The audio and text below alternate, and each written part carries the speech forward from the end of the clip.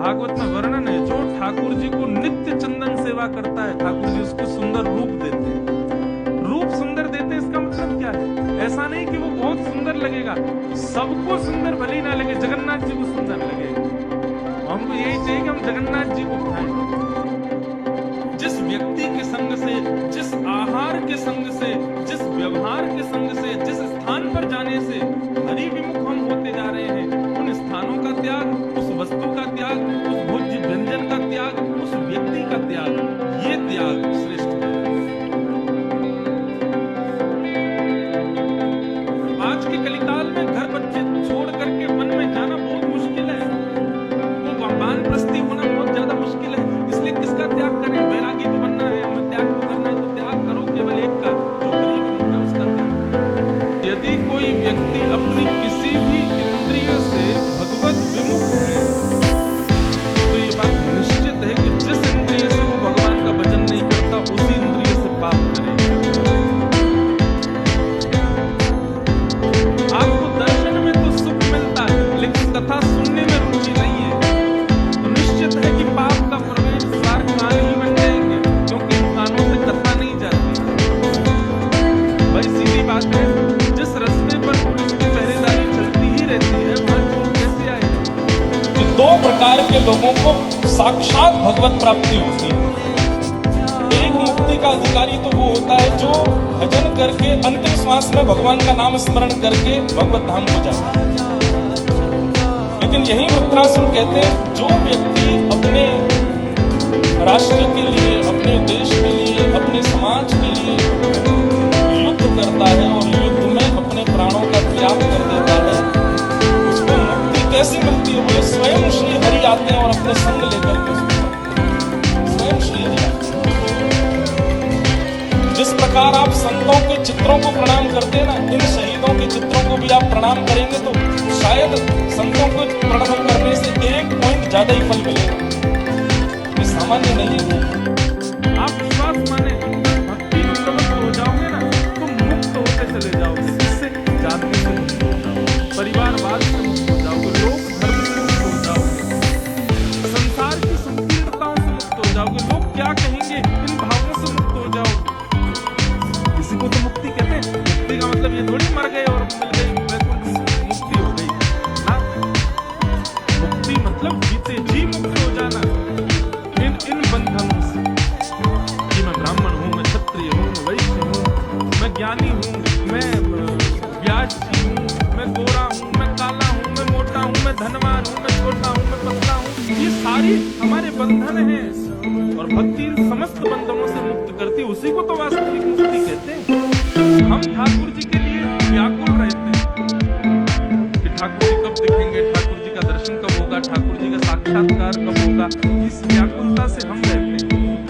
परंतु अपनी भक्ति को इतना श्रेष्ठ बनाओ, ठाकुर जी आपसे मिलने को व्याकुल हो। भक्ति ऐसे करनी, ठाकुर जी हमारे पास आवे, ठाकुर जी हमारे लिए प्रयोजन करें, मुझे इससे मिलना, उसके लिए अपना निर्माण करो। ऐसा अपना स्वभाव, अपनी बुद्धि, अपने व्यवहार सब इतने सुंदर बनाओ, ठाकुर जी आपसे मिलने का मन। ये